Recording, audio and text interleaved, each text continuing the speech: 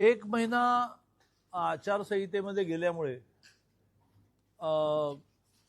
आम्हा सगळ्यांना प्रशासकीय कामासाठी प्रवास करणं, बैठका करणं, आढावे घेणं या सगळ्याला नियमाप्रमाणे बंदी होती आणि त्यामुळे खूपसे कोऑर्डिनेशनचे विषय हे फोनवरून करावे लागले.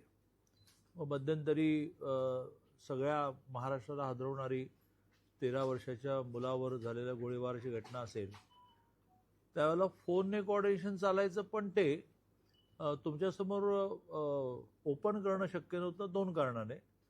त्यातली सिक्रेसी, त्यातलं गांभीर्य आणि आचारसंहिता. त्यामुळे महिनाभर सगळेच विषय चालू होते, पण ते आचारसंहितेच्या मर्यादेमुळे ओपनली नव्हते. आता आचारसंहिता संपली आणि विधानसभा सुरू झाली. विधानसभेचंही बाकीच्या आमदारांना थोडी तरी दांडी मारता येते, पण मी संसदीय कामकाज मंत्री आहे, त्यामुळे मला सकाळी 9ला, आम्ही गमतीने म्हणतो की 9ला सकाळी दार उघडायला मला जायला लागतं. ते रात्री 1 पर्यंत चालतं. 1ला एकदा सगळे बोलून झाले, तर 1 वाजता पण एक आमदार म्हणतच असतो की मी थोडक्यात म्हणतो, पण मला आत्ताच बोलू द्या, उद्या मी नाही आहे. असं असल्यामुळे मला बाहेर पडता येत नाही. म्हणून मग मी प्रामुख्याने ज्या 3 मेन एजन्सीज आहेत, खरं म्हणजे 4थी पण आहे जिल्हा परिषद, माझ्या वेळेत बसत नव्हता, त्यांना कलेक्टर महोदय, कमिशनर महोदय आणि SP महोदय तिघांना असं म्हटलं की रविवार असूनही मी येतो, एक तासभर लगेचचे काही विषय त्याचे आढावे घेऊ.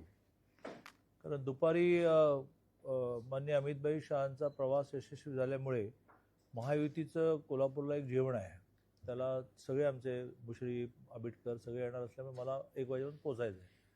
मग सकाळी 3 बैठका बसल्या, काही पुरस्कार होते, ते सगळं झालं. आता एक एक सुरू करायचं झालं तर प्रामुख्याने जिल्ह्यातली कायदा सुव्यवस्था, आणि त्यासाठी अगदी मोजक्या 2-3 ऑफिसर्स म्हणून बसलो होतो. जी घटना बनगर ही सगळ्या महाराष्ट्राला हादरवणारी ठरली, त्याच्यामध्ये नेमकी स्थिती काय आहे तपासाची याचा मी आढावा घेतला. काही गोष्टी ओपन करता येतील, काही गोष्टी ओपन करता येणार नाही. 9 पैकी 8 जण, हे पहिलं तर 5 जणच त्यात आहेत असं वाटलं, आणि नंतर आणखीन 4 नावं जोडली गेली. त्यातल्या 9 पैकी 8 जण हे पकडीमध्ये आलेले आहेत. त्यातला 1 जण हॉस्पिटलला आहे की ज्याने आत्महत्या करण्याचा प्रयत्न केला. 1 जण जो पकडीत आला नाही त्याचाही मागोवा घेणं चाललं आहे. ह्या सगळ्याचे सगळे पुरावे गोळा करून त्याची चार्जशीट लवकर तयार करणं, आणि ही चार्जशीट तयार करून कोर्टामध्ये लवकर केस सुरू होणं. त्याच वेळेला जिल्ह्याच्या SPनी इन्फॉर्मली किंवा त्यांना फॉर्मली बोलता येतं, जिल्हा न्यायाधीशांना विनंती करणं की बा ही तुम्ही थोडी फास्ट ट्रॅकवर घ्या. जसं आपल्याला माहिती आहे की नसरापूरच्या विषयामध्ये जवळजवळ 34 का 38 सिटिंग झाल्या, पण त्या सलग झाल्या, सगळे साक्षी पुरावे झाले, आणि परवा न्यायालयाने विदिन अ मंथ नाही म्हणणार, 1 महिना थोडा क्रॉस झाला, दोषी तर ठरवलं आणि सोमवारी ते शिक्षा घोषित करतायत. तर मी प्रशासनाला असा आग्रह धरला की इतका डायनामिझम तुम्ही याच्यामध्ये दाखवा. तर सुदैवाने त्यांनी ऑलरेडी त्याचं जे सगळं पेपरवर्क आहे ते केलेलं आहे. सायमल्टेनियसली यातला मुख्य गुन्हेगार जो आहे त्याची 2020ची एक केस, त्याला सुप्रीम कोर्टात दिलेला जामीन, तो जामीन सुदैवाने त्यांनी जिल्ह्याच्या यंत्रणेकडेच सोपवला होता की तुम्ही याची नियमावली करा आणि यांना द्या. तर आम्ही त्याचा तो जामीन रद्द होण्यापासून सगळ्या विषयाची, आणि ह्या सगळ्यांना कायमस्वरूपी आपल्याला जेरबंद करता येईल का अशा प्रकारचं सायमल्टेनियसली प्लॅनिंग सुरू आहे. मला हे माहितीच आहे की एक समाज मन आता असं म्हणतं आहे की थोडी संख्या वाढली आहे. आकडेवारी मी सांगितली, SPने सांगितली, तर असं हेडवाईज देता येईल की बा दरोडे मागच्या वेळेला किती, आता किती, तर त्याचा पर्सेंटेज काही हेड्समध्ये कमीच झाला आहे. पण मी हे नाकारू शकत नाही की बा स्थिती थोडीशी चिंताजनक आहे, पण पोलीस प्रशासन त्याच्यावर कंट्रोल करण्याचा कसोशीने प्रयत्न करत आहे. आता एक स्क्वॉड अपॉइंट केलेला आहे की ज्यांना खूप अधिकार आपण देतो आहोत. बरेच दिवस चाललेला सांगली महानगरपालिकेचा ब्लॅक स्पॉटचा विषय कसा मार्गी लागेल, CCTVचं सगळं नेटवर्क हे आजच्या आज ऑर्डर दिली आहे की त्यांनी चेक करून घ्यायचं, आणि खूप अद्ययावत कॅमेरे मार्केटमध्ये आले, ते लावून नेटवर्क आपल्याला परफेक्ट करता येईल का? आपल्याकडे काही गाड्या अशा आहेत की ज्या गाड्यांवर कॅमेरे आहेत, त्या जरा सातत्याने फिरवता येतील का? मध्यंतरी 22ला मी पालकमंत्री झाल्या विट्याच्या एका बंद कारखान्यामध्ये 30 कोटीचे अंमली पदार्थ सापडल्यानंतर आपण खूप ॲग्रेसिव्ह झालो. त्यात आपण शस्त्रांचे सगळे परवान्यांचं एकदा छाननी करणं, किंवा तुम्हाला कशाला हवेत शस्त्र असं म्हणून काही जप्त करता येतील का, काही परवाने रद्द करता येतील का, काही मृत झालेत पण शस्त्र अजून घरीच आहे, असा एक ड्राईव्ह सुरू केला. तो थोडासा थंडावला, त्याला पुन्हा आम्ही स्पीडअप करणार आहोत. ड्रग्ज विरोधी एक पदयात्रा पूर्ण जिल्हाभर प्रबोधन यात्रा काढतो आहोत, ज्याला मी लीड करणार आहे. पहिला अख्खा दिवस मी पायी चालणार, प्रामुख्याने शहरातल्या कॉलेजेसमध्ये जाणं, शाळांमध्ये जाणं, शाळांच्या जवळच्या टपऱ्या मी जाऊन विचारपूस करणं की तुम्ही काय विकता, आणि मग ती जिल्हाभर जाईल. त्याचं टाईमटेबल एक तयार होत आहे. ड्रग्स या विषयामध्ये सांगलीने अँटी ड्रग्स सुरू केलं, ज्याचा राज्य म्हणून खूप दखल घेतली गेली. परवा माननीय मुख्यमंत्री महोदयांनी सभागृहामध्ये मांडलं की आम्ही हे बिलकुल सहन करणार नाही, विल नॉट टॉलरेट. आणि आता केंद्रीय स्तरावर सुद्धा अमितभाईंनी डिक्लेअर केलं, आणि केवढे मोठमोठे साठे आपण पकडतो आहोत. आणि त्यामुळे अँटी गुंडाईझम, अँटी ड्रग्स आपण खूप ॲग्रेसिव्ह झालो आहे. मी आपल्या सगळ्यांना विनंती काय करेन की याच्यामध्ये चूक जी आहे ती चूकच आहे, त्याला तुम्हीच काय, तर सामान्य नागरिकाने सुद्धा म्हटलं पाहिजे की हे तुमचं काय चाललं आहे. पण दरवेळेला आपण अशा प्रकारे प्रशासनाला डिस्करेज करत गेलो तर मग त्याच्यातून आपल्याला जे रिझल्ट्स हवेत ते मिळणार नाहीत. दुसरं, तुम्ही दिवसभर बातम्या काढतच फिरत असता, मी तुमच्यावर ढकलून मोकळा होत नाही. माझी यंत्रणा पण आहे, म्हणजे प्रशासनाची आहे, माझी स्वतःची आहे. ती तुम्ही ऐकली तर तुम्ही हादराल. तर ती यंत्रणा जी आहे ती करत तुम्ही पण मदत करा ना. आता त्याच्यामध्ये तुम्ही काही जण म्हणाल की त्या वेळेला आम्ही निवेदन देतो पण त्याची दखल घेतली जात नाही. तर मी तुम्हाला खात्री देतो की एकतर आता काय झालं की ढीकभर, पोतेभर, ट्रकभर इलेक्शन्स एकदम होऊन गेल्या. 288 नगरपालिका, 29 महानगरपालिका, 12 जिल्हा परिषदा, 17 विधान परिषदा, सगळं राज्यसभा व सगळं झालं. त्यामुळे तर लोकसभेपर्यंत मेजर इलेक्शन नाही. त्यामुळे माननीय मुख्यमंत्री महोदयांनी सगळ्या पालकमंत्र्यांना आदेश दिलेले आहेत, तुम्ही मॅक्झिमम वेळ तुमच्या जिल्ह्यात राहा. माझा एक प्रयत्न असा चालला आहे की 10 तारखेला अधिवेशन संपल्यानंतर सलग आठवड्यावर येऊन यायचं आणि रोज एका विषयाला डेडिकेट करायचं, असा प्रयत्न माझा चालला आहे. पण मला वाटते गमतीनेच माझा फोन नंबर मागितला असेल, तर माझा फोन नंबर कोणालाही अवेलेबल आहे, आणि तो 93 पासून बदलला आहे. मी 13 वर्ष संन्यासी होतो, पूर्णवेळ ज्याला म्हणतात, कळणाऱ्या भाषेत संन्यासी होतो. त्यानंतर माझं व्यक्तिगत जीवन सुरू केलं ॲट द एज ऑफ 33. पहिला रुपया आयुष्यात 33 वर्ष कमवला. त्यानंतर ही 2 वर्षांनी ज्यावेळेला एका कंपनीचा मी चेअरमन झालो, त्यावेळेला मी पहिला मोबाईल जो घेतला 95, तो नंबर मी आजपर्यंत बदलला नाही. आणि असंही केलेलं आहे की त्या नंबरवर जास्त फोन घ्यायचे, त्याच नंबरवर मी जास्त फोन घेतो. त्यामुळे तुम्ही माझ्याशी पण कॉन्टॅक्ट करू शकता. असा एक कायदा सुव्यवस्थेचा विषय झाला. सगळ्यावर प्रश्न विचारण्यासारखे आहेतच, नंतर विचारू. दुसरं, महानगरपालिकेमध्ये सध्या 2 विषय खूप गाजता आहेत. एक आहे तो पूर नियंत्रणासाठी जो वर्ल्ड बँकेने 600 कोटी रुपये दिले. त्याच्यामध्ये मला असं वाटतं की पत्रकारांची ही जबाबदारी आहे की लोकांचं प्रबोधन करणं, आणि लोक म्हणजे लोकांमध्ये लोकप्रतिनिधी पण येतात. किंवा नेमकं हे वर्ल्ड बँक प्रकरण काय आहे, याचे पैसे देणारी, आता पैसे मी देणार तर ते त्याचं प्लॅन तयार करणार ना. लोकांशी बोलून केलं पाहिजे मान्य, तर दरवेळेला लोकांशी बोललं हे काही जाहीरपणे दिसत नाही. मित्राला जे हे काम दिलेलं आहे, आणि एक काळचे राज्याचे 14 ते 19 प्रशासनामधला खूप मोठा माणूस प्रवीण परदेशीने हे काम दिलेलं आहे. आणि प्रवीण परदेशींचा रेकॉर्ड असा आहे की ते प्रत्येक गोष्ट पारदर्शक करतात, प्रत्येक गोष्ट अभ्यासपूर्ण करतात. तर त्याने अभ्यास करून एक प्लॅन तयार केला, त्याला वर्ल्ड बँकेने 600 कोटी सँक्शन केलं. वर्ल्ड बँक जेव्हा 1 रुपया देते तर प्रत्येक गोष्ट सँक्शन करून घ्यायला. आता महानगरपालिकेचा आग्रह असल्यामुळेच, अदरवाईज महानगरपालिकेमध्ये त्यांनी त्यांचा प्लॅन मांडण्याची पण आवश्यकता नाही. पण माननीय मुख्यमंत्री महोदयांनी असं म्हटलं की त्या शहरात तुम्ही करता तर काय काय करणार ते दाखवा. आणि त्यामुळे महानगरपालिकेच्या सँक्शनशी, परवानगीशी याचा काही विषय जोडलेला नाही. महानगरपालिकेने काय करायचं आहे, तर ह्यात जे कमी आहे पुढचे 600 कोटी येणार आहेत. टोटल 1200 कोटीचा प्रोजेक्ट आहे. त्यात जे कमी आहे त्याचं महापौरांनी सर्वांच्या सहमतीने एक निवेदन तयार करावं की आम्हाला अजून 600 कोटी हवेत, कारण तुमच्या पहिल्या प्लॅनमध्ये हे राहिलं आहे. तर ते आहे तरी सुद्धा अशी स्थिती निर्माण केली गेलेली आहे की कोणी ठरवलं, याचा उपयोग आहे का शहराला. मी साध्या मराठीमध्ये बोलतो. पूर म्हणजे काय, तर पाण्याचा ओव्हरफ्लो. तर हा ओव्हरफ्लो 2 प्रकारचा आहे, नदीचा ओव्हरफ्लो आणि नदी धरणाचा ओव्हरफ्लो आणि नाल्यांचा ओव्हरफ्लो. नदी आणि धरणाचा ओव्हरफ्लो ह्या 600 कोटीमध्ये येत नाही. याचं कारण त्याचं एक मोठं 10,000 कोटीचं टेंडर डिझाईन होत आहे. वर्ल्ड बँक त्यालाही फायनान्स करते आहे की ज्यात धरणाचा आणि नदीचा ओव्हरफ्लो हा पिकअप करणं, उचलणं आणि तो पाईपलाईनने मराठवाड्यात नेणं की जिथे मराठवाड्यामध्ये पाण्याची आवश्यकता आहे.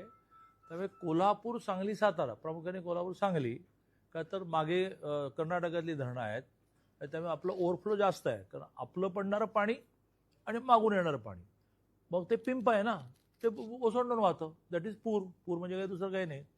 तर त्याचं वेगळं टेंडर आहे. त्यामुळे तुमचं म्हणणं काय आहे की बुवा ते ह्यात पुराचं काय करताय, तर हे जे ओसंडून पिंपातून वाहिलेलं पाणी जे आहे ते शहरामध्ये गटर सिस्टीम, नाले सिस्टीम नीट नसल्यामुळे तिथे पुन्हा ओव्हरफ्लो होतो. दॅट इज कॉल्ड पूर. आणि ते ओव्हरफ्लो झालेलं वाहून जाण्याची व्यवस्था नसल्यामुळे काही भागामध्ये 15-15 दिवस साचून राहतं. Got the point. आता त्यातला हा जो दुसरा पार्ट आहे, नाल्यांचं पाणी ओव्हरफ्लो, हे ओव्हरफ्लो होणं म्हणून काय करायला पाहिजे, ते प्रवाही राहिलं पाहिजे, पुढे पळायला लागेल. तर ते नाही आहे, कारण बऱ्याच ठिकाणी मध्ये अडथळे आहेत. ते अडथळे काढणं, हे पिंप आहे ते जरा मोठं करून घेणं, त्याचे गाळ काढणं आणि फ्लो जर गेला तर तो ओव्हरफ्लो होणार नाही, इतकंच मर्यादित याच्यामध्ये अपेक्षित आहे. ज्याच्यामध्ये गटर सुद्धा एवढी येत नाहीत, याच्यामध्ये नाले प्रामुख्याने येतात की जे नाले ओसंडून वाहू नये. आता हे जर तुम्ही सगळ्यांनी, म्हणजे जो निवडून आलाय त्याने हे माहिती करून घेतलं पाहिजे. उगाच वेळ पांघरून पेडगावला जाण्याचं काही कारण नाही. पण तुम्ही पण यांचं प्रबोधन केलं पाहिजे की याच्यामध्ये इतका मर्यादित स्कोप आहे आणि अजून 600 कोटी तुम्हाला मिळणार आहेत. अजून 600 कोटी पण देऊ, पुढच्या 1800वर नेऊ, ते एकदा वर्ल्ड बँक देणार नाही, शासन देईल. त्यामुळे एक चर्चेचा विषय जो आहे तो आम्ही महानगरपालिका म्हणून आढावा घेतला. दुसरा आहे तो घरफाळा वाढीचा विषय आहे. मला असं वाटतं की आपल्या महानगरपालिकेचं इन्कम हे किती कमी आहे हे तुम्हाला माहिती आहे. आणि त्याहीपेक्षा राज्य शासनाने, नगरविकास खात्याने आता निर्णय केला आहे की तुम्ही जर तुम्हाला सुचवतोय ते उत्पन्न वाढीचे मार्ग अवलंबणार नसेल तर आम्ही काही तुम्हाला पैसे देणार. मग त्याच्यामध्ये त्यांनी ही सिस्टीम सुचवली आहे, ती महाराष्ट्रातल्या 29 पैकी जवळजवळ सगळ्या महानगरपालिकांनी इम्प्लिमेंट केली आहे. त्याच्यामध्ये अडचणी असतील आणि त्यामुळे ज्या लोकांना असं वाटतंय की मला अवाजवी आलंय, 70% लोकांना असं वाटतंय की माझं काही वाढीव काही नाही, चला मी भरून टाकतो. ज्या 30% लोकांना वाटतंय त्यात महानगरपालिकेने महापौरांच्या अध्यक्षतेखाली एक समिती अपॉइंट करून लोकांचे असे ग्रीव्हन्सेस ज्याला म्हणतो, ज्या लोकांच्या ज्या तक्रारी आहेत ते ऐकू, मार्ग काढू. काही शैक्षणिक संस्थांना जास्त लागतो आहे, काही सामाजिक संस्थांना जास्त लागतो आहे, काही व्यापाऱ्यांच्या ठिकाणी थोडं कॅल्क्युलेशन चुकतं आहे, ते करू आपण इंडिव्हिज्युअली. पण टॅक्सेस वाढवायचा नाही, असं करून आपल्याला शहराचा विकास करता येणार नाही. आपल्या सगळ्यांना माहिती आहे की वेगवेगळ्या कारणाने आणि त्यातल्या कुठल्याही गोष्टीच्या निर्णयाबद्दल सरकारला पश्चाताप होत नाही, होणार नाही. कारण आम्ही खूप जाणीवपूर्वक केलं आहे ना. मुख्यमंत्री माझी लाडकी बहीण, आम्हाला कशाला पश्चाताप व्हायला पाहिजे. एका मुख्यमंत्री माझ्या लाडकी बहिणीमुळे 2,42,00,000 महिलांच्या आयुष्यामध्ये सुख आणि आनंद आला. पण दरमहा 4,000 कोटीचं बर्डन पडलं, वर्षाचं 48,000 कोटी. 48,000 कोटीमध्ये 2 वेळा दुष्काळावर मात करता येते, पण ते करायला पाहिजे होतं. 36,000 कोटीची कर्जमाफी घोषित केली, त्यातले 20,000 कोटी पुरवण्यात दिसत आहेत. म्हणजे पुरवणी मान्य झाली की नेक्स्ट डे वाटायला सुरुवात करणं, ती 36,000 कोटीची आहे. तर अशा वेगवेगळ्या बाय कंपल्शन झाला पाहिजे. पाऊस, गणपतीला प्रार्थना की व्यवस्थित येऊ देत, पण तो जर आला नाही तर जी नुकसान भरपाई शेतकऱ्यांना द्यावी लागणार आहे ती तुम्ही कल्पनाच नाही करू शकत. उलट गेल्या वर्षभरामध्ये अतिवृष्टीने आपण दिलेली नुकसान भरपाई 32,000 कोटीची आहे. मी तुम्हाला हेडवाईज आकडे द्यायला तयार आहे. मी संसदीय कामकाज मंत्री आहे. प्रत्येक मंत्र्याचा मला आढावा घ्यायला लागतो. 32,000 कोटीचा आहे. म्हणजे ज्याच्या काही ठिकाणी मराठवाड्यामध्ये जमीनच खरडून गेली, तर ती जमीन पुढे नॉर्मलला आणण्याचे पैसे आपण दिले हेक्टरी. तर ह्या सगळ्या याच्यामुळे आता नगरविकास खात्याने आम्हाला ह्याला पैसे द्यावे, त्याला पैसे द्यावे, त्याला पैसे द्यावे. माझा गुजराती मित्र एक असं म्हणतो की जो सप्लाय होता है वो अप्लाय करके रखो. तसं आणि ॲप्लिकेशन देऊन ठेवावीत, पण त्याच्यावर निर्णय तेव्हाच होईल ना की खिशात 4 पैसे येतील. तुम्ही तुमचं उत्पन्न वाढवणार नाही. दरवेळेला आता मी 22ला आलो, त्याच वेळेला टॅक्स वाढवायचे होते. त्यावेळेचे कमिशनर आपले काय नाव, गांधींच्या आधी गुप्ता. मी गुप्तांना आदेश दिला तुमच्या उपस्थितीमध्ये की हे थांबवा. मग गांधी आले, तर गांधी म्हणाले की अब सुरू करते. म्हटलं बघ सुरू करो. आता जर आपल्याला काही लॉजिकल टॅक्स वाढ करायची असेल तर माझं तुमच्या माध्यमातून आव्हान आहे लोकांना, नागरिकांना, की याला आपण सहकार्य केलं पाहिजे. आता शहराचा विकास होण्यामध्ये खूप अडचणी येतील. तिसरा आढावा होता आमच्या कलेक्टर महोदयांचा, ज्याच्यामध्ये सुद्धा महिनाभर आचारसंहिता असल्यामुळे निधी खर्च होणं राहिलं. सगळ्याच जिल्ह्यांना माननीय मुख्यमंत्री महोदयांनी सूचना दिली की तुम्ही 2-2 महिन्याचं एक्सटेन्शन मागा. ते आम्ही आज एक्सटेन्शन मागायचा निर्णय केला आणि त्यामुळे आता जून 30ला जी टेंडर व्हायची होती ती सप्टेंबर 30पर्यंत होतील. 3 गोष्टी आम्ही दोघांनी, कलेक्टर महोदयांनी मी कॉन्सन्ट्रेट करायचे ठरवलेलं आहे. एक महिला रोजगार, त्यातही एकल महिला रोजगार. एकल महिला विषयात बहुतेक माननीय मुख्यमंत्री महोदय इतके संवेदनशील आहेत की ते काहीतरी राज्याची योजना पण घोषित करण्याच्या बोर्डमध्ये आहेत. आणि आपल्याला एकलचा अर्थ कळतो की जी एकटी संसाराचा गाडा खेचते आहे, नवरा गेला, नवऱ्याने डायव्हर्स दिला किंवा नवरा आहे पण काही करत नाही, पण ती बिचारी काबड कष्ट करते, अशी संख्या आपल्या जिल्ह्यामध्ये 1 लाखापेक्षा जास्त आहे. कलेक्टर महोदय त्याचा सर्वे करत आहेत, पण ती आहे.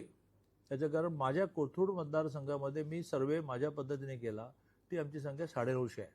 आम्ही त्याला एक मोडूल पण दिलं की आमचं एक दुकान आहे की जिथे कोणालाही 20% डिस्काउंट मिळतं 20 प्रकारच्या जीवनावश्यक वस्तूंना. आम्ही एकल महिलांना 50% डिस्काउंट देतो. मला याचं समाधान आहे किंवा एकलसाठी जे करायचं त्याची मी सुरुवात केली.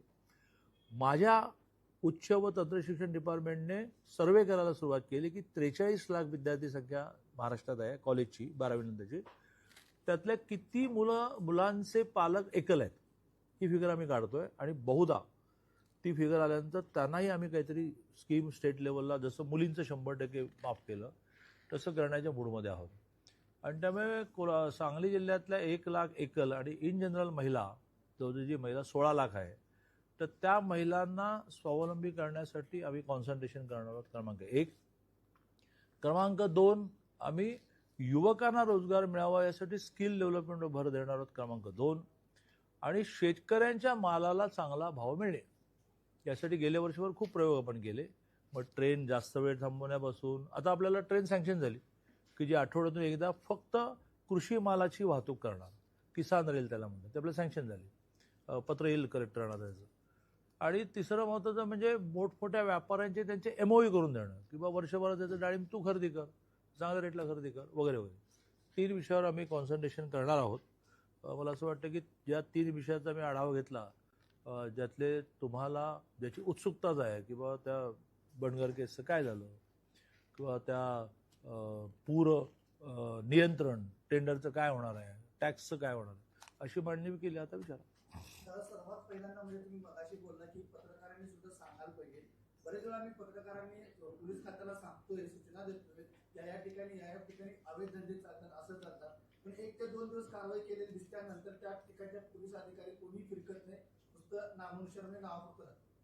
यापुढे असं तुम्हाला तक्रारीला फार वाव राहणार नाही असं मला वाटतं. मी स्वतः SP ना असं म्हटलेलं आहे की जो आठवडा मी देतो आहे त्यात 1 आठवडा कायदा सुव्यवस्थेचा असेल, तर मी स्वतः यांना घेऊन काही स्पॉटवर जाईन आणि त्यांना हा आग्रह धरेन की हे काय चाललंय, हे का करणार नाही.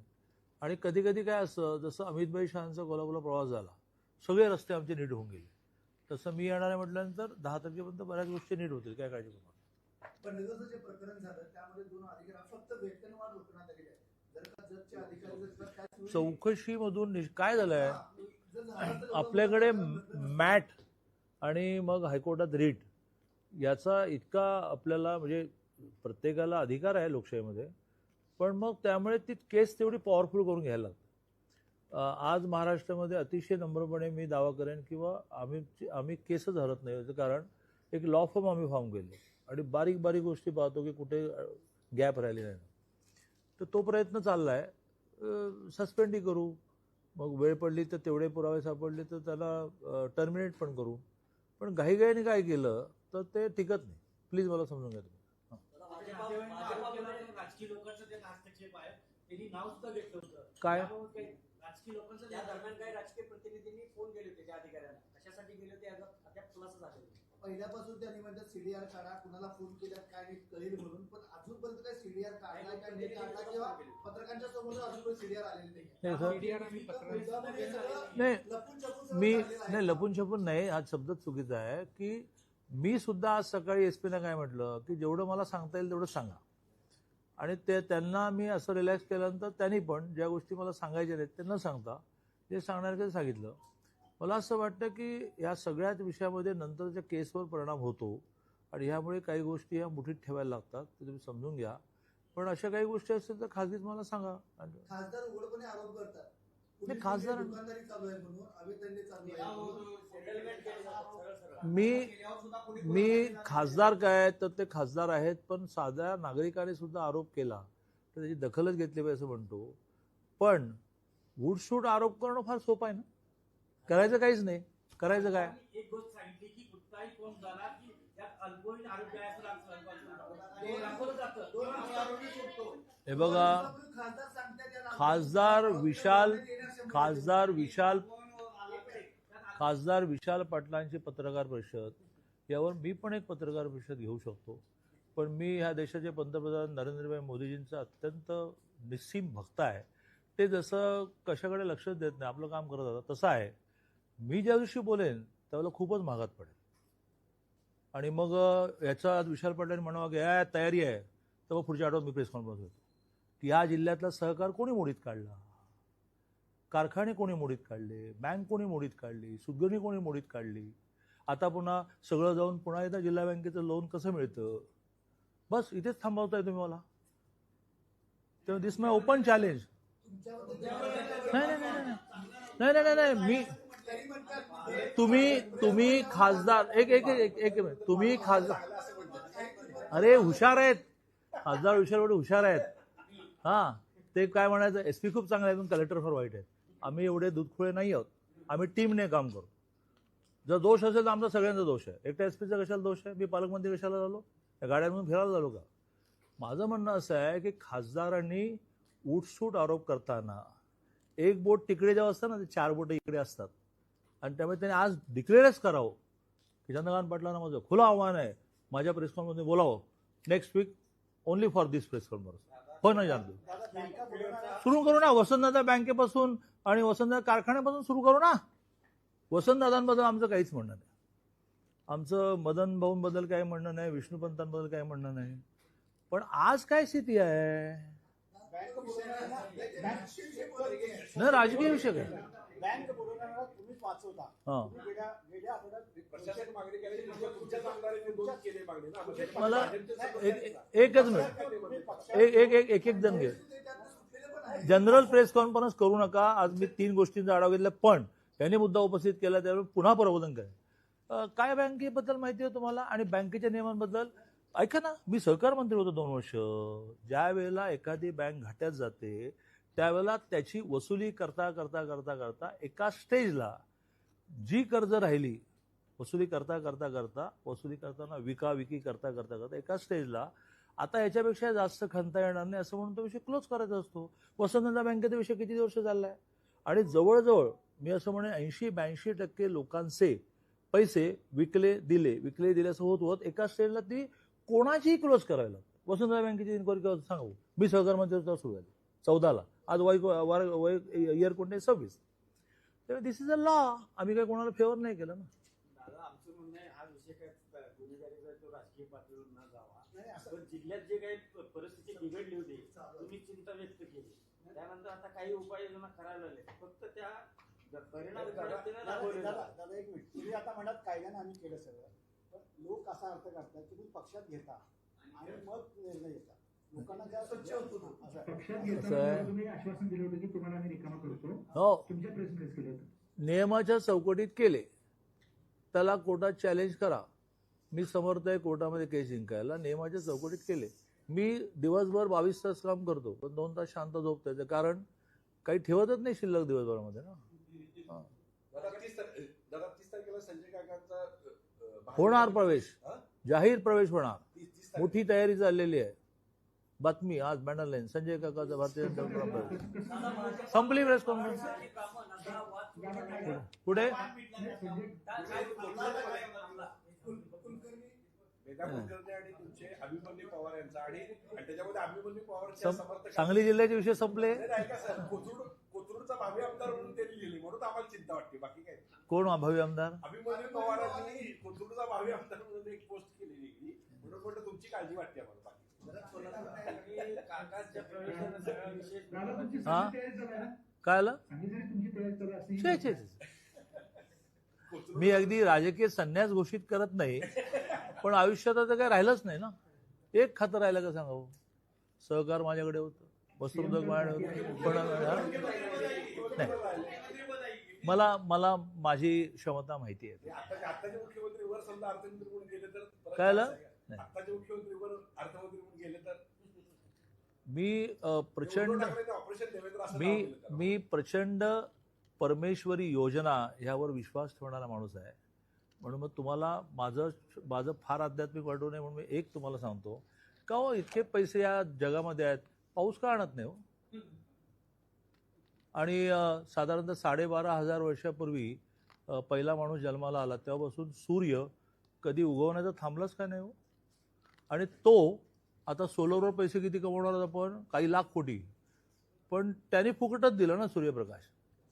अशा लाईन्सवर मी आहे आणि नेहमीसाठी आहे. ती माझी साधना मी वाढवत चाललो आहे. त्यामुळे मला हे माहिती आहे की तुमच्या आयुष्यामध्ये जे ठरलंय ते होईल.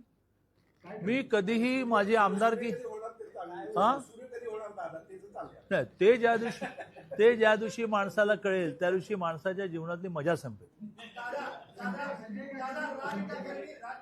विचारलेलं आहे की नांगरे पाटील यांनी संघ निष्ठा विसरून पोलीस अधिकाऱ्याचं काम करावं. राष्ट्रीय स्वयंसेवक संघ हा काही देशद्रोही संघटना नाही आहे. ती देशप्रेम शिकवणारी, ही मातृभूमी माझी आई आहे असं मांडणारी संघटना आहे. 3 वेळा बंदी आणण्याचा प्रयत्न केला, 3 वेळा. ताऊन सुलागून राष्ट्रीय स्वयंसेवक बाहेर पडला.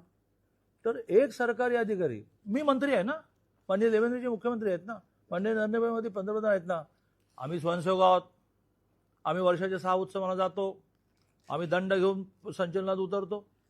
What wrong? मला काहीच कळत नाही. विश्वास नांगरे पाटील नाही, यांना पण सुचवेन की तुम्ही संघाच्या शाखेत जा म्हणून. हा, संस्कार मिळतात, शिस्त मिळते. आणि या मॅडमना असं सुचवेन की संघाची जी राष्ट्रसेविका समिती आहे त्या शाखेत जा, बहुत संस्कार मिळते.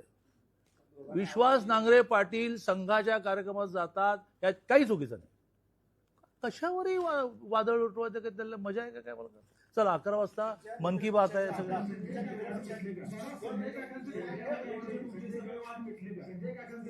काय ठरलं नेमकं थोडंसं खुलासा केला तर बघू. संजय काकांनी पार्टी द्यायचं, पार्टीचं नेतृत्व करायचं, पार्टीचं काम वाढवायचं, आणि काय ठरलं? चर्चा झाली काय? ठरलंय काय? त्याचा शब्द दिला का? अटी नियमाशिवाय येतात का ते? काय रे? अटी नियमाशिवाय नाही, संजय काकांचं 2 वेळा खासदार होते, नेतृत्व इतकं एस्टॅब्लिश आहे. असं आहे बघा, तुम्ही पत्रकारांनी स्मरणशक्ती वाढवा. आणि तुमची स्मरणशक्ती का नाही आहे माहिती आहे? तर माझे गुरु मला असं सांगतात की स्मरणशक्ती वाढवण्यासाठी विस्मरणशक्ती वाढवा. तुमच्या डोक्यात नाहीते विषय असल्यामुळे स्पेसच नाही लगड. आता आठवा की संजय काकांनी पक्ष सोडला का पार्टीने त्यांना काढलं, त्यांना राष्ट्रवादीमध्ये ठरवून दिलं, अनेक ठिकाणी दिलं, महेश शिंदेला दिलं, कोरेगावला. एक मिनिट, आता ना त्यांचा दोष. आता त्यांना असं वाटतंय, आम्ही म्हटलं की जा मुली तू दिल्या घरी सुखी राहा, तर ते म्हणाले की नाही मला माझ्या मूळ घरी यायचं आहे. इतका साधा विषय. आमच्या स्मरणात दादा असं आहे, तुम्ही त्याला म्हणता होता की अजितदादाने त्यांचं पुनरुत्थान करावं, आमच्या स्मरणात आहे त्याप्रमाणे. बरोबर मग परत आता तुम्ही का पुनरुत्थान करा? बरोबर, फार चांगलं, फार चांगलं. की संजय काका पाटलांना आम्ही परत भाजपमध्ये घेणार नाही. असा शब्द नाही. यांचं वाक्य बरोबर आहे, यांचं वाक्य बरोबर आहे. तुम्ही मला काय प्रश्न विचारायचे की संजय थांबा, तुम्ही मला काय प्रश्न विचारायचे संजय काकांना बरं ह्या सगळ्या प्रशासकीय अधिकाऱ्यांना या पॉलिटिकल प्रश्न आपण 1 मिनिटात संपूया. मला मन की बात बघून फोटो पाठवायचा वरती. तर आम्ही आज महाराष्ट्रामध्ये 70-72 हजार ठिकाणी मन की बात बघितलं गेलं याचा खूप एक्झरसाईज केलाय आणि मीच बघितल्यानं घोटाळा होईल. तर नाही काय पण येतो ना, मी विषय सोडत नाही कधी. तर संजय काकांच्या बाबतीमध्ये मी नेहमी असं म्हणत राहिलो, तुम्ही काय प्रश्न विचारला यांचं पुनर्वसन करणार म्हणजे त्यांची अजितदादांची जबाबदारी आहे. आता अजितदादांच्या ग्रुपमध्ये त्यांना असं वाटलं की नाही तिथे म्हणजे बोलणं होऊन वरती असं ठरलं की बा ते जर रमत नाही तिथे तर त्यांच्या मूळ पार्टीत घ्या. आता इथे आल्यानंतर त्यांचं पुनर्वसन काय ते तर एस्टॅब्लिश लीडर आहेत ना बाबा. पण दादा सोडवत नाही. कोणाला हे दादा- हा नाही नाही. दादा काल तुमच्या मित्र पक्षाचे एक आमदार राजेश क्षीरसागर कोल्हापुरात जो प्रकार घडला राजेश क्षीरसागरच्या बाबतीत जो व्हिडिओ व्हायरल झाला, राजेश क्षीरसागरवर माझा पूर्ण विश्वास आहे. हे एक षडयंत्र आहे आणि आई अंबाबाईच्या कृपेने राजेश क्षीरसागर या षडयंत्रातून बाहेर पडतील. दरवेळेला 30 कॅसेट दाखवली जाते. महानगरपालिकेच्या निवडणुकीच्या आधी पण 30 दाखवली गेली आणि राजेश क्षीरसागरांची आता 11 वाजता प्रेस आहे ते त्या प्रेसमध्ये सगळे मांडणी करणार. जय हिंद जय महाराष्ट्र. हा हे तिघांना कशाला हे प्रश्न फेस करायला होता.